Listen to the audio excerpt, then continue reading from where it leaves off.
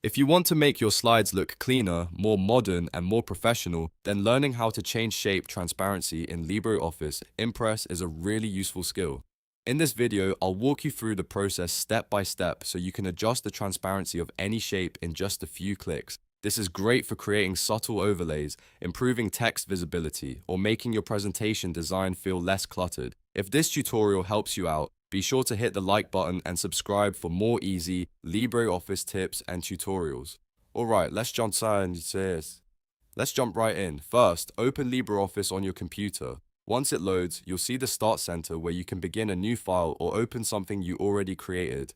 On the left side, under Create, click Impress Presentation if you want to start a new slideshow. If you already have a presentation that you're working on, you can open that existing file instead. Either way works, and the steps are exactly the same once your presentation is open. Now go to the slide that contains the shape you want to edit. Click on the shape once to select it.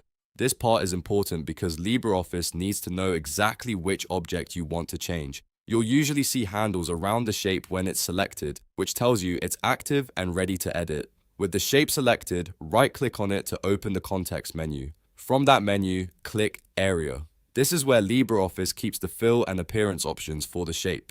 Inside the area settings, you'll find the controls for color, gradients, patterns, and transparency. Since we're focusing on transparency, look for the transparency slider. Now adjust the transparency slider to the level you want. Moving the slider changes how see-through the shape becomes. If you increase the transparency, the shape will become lighter and more transparent. If you lower it, the shape will appear more solid. You can experiment with different values depending on the look you want for your slide. For example, a slight transparency can make a shape look elegant and smooth, while a higher transparency can help it sit in the background without distracting from your text. As you change the setting, keep an eye on the preview if available, so you can see how the shape will look before applying it.